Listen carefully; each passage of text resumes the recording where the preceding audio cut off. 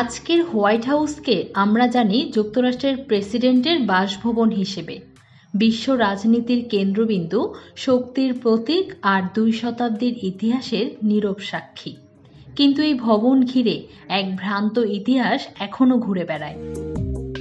অনেকেই মনে করেন 1814 সালে ব্রিটিশ সেনারা আগুন দেওয়ার পর পোড়া দাগ ঢাকতে ভবনটিকে সাদা রঙে রাঙানো হয়েছিল, আর তখন থেকেই নাম হয় হোয়াইট হাউস। কিন্তু এটা পুরোপুরি সঠিক নয়। ফিরে যাই ইতিহাসের পাতায়।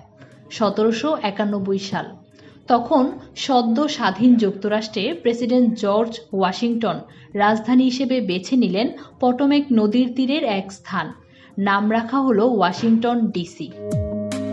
সেই শহরে প্রেসিডেন্টের জন্য চাই বড়সড় এক ভবন। নকশা আহ্বান করা হলো। 9টি নকশা জমা পড়ে। এর মধ্যে আইরিশ বংশোদ্ভূত জেমস হোবানের নকশা পায় স্বীকৃতি। 1792 সালে শুরু হয় নির্মাণ কাজ। প্রায় 8 বছর পর 1800 সালের 1 নভেম্বর শেষ হয় এই ঐতিহাসিক ভবনের নির্মাণ।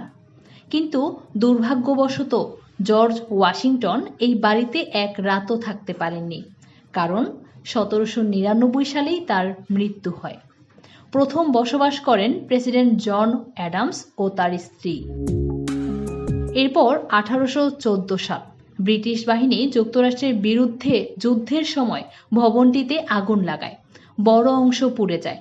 কিন্তু মজার ব্যাপার হলো, ভবনের সাদা রং তখন নতুন করে দেওয়া হয়নি, কারণ ভবনটিকে প্রথমবার 1798 সালেই চুনকাম করা হয়েছিল বালুকা পাথরের দেয়াল শীতের আর্দ্রতা থেকে রক্ষা করার জন্য।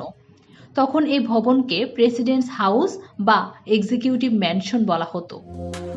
এর প্রায় 1 শতাব্দী পর 1901 সালে প্রেসিডেন্ট থিওডোর রুজভেল্ট সরকারিভাবে আদেশ দেন ভবনটির নাম হবে হোয়াইট হাউস। এটাই ছিল প্রথম সরকারি নামকরণ। হোয়াইট হাউস শুধু একটি বাড়ি নয়, এটি এক বিস্ময়। 132টি কক্ষ, 412টি দরজা, 35টি বাথরুম, 2টি swimming pool, theatre hall, golf court আর বিশাল এক ইতিহাস।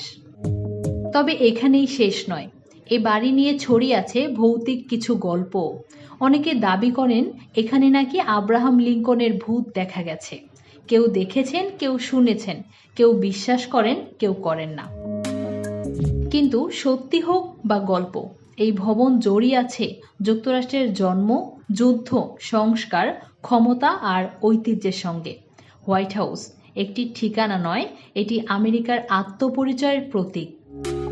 Fouzia Akhtar, Bangladesh media news desk.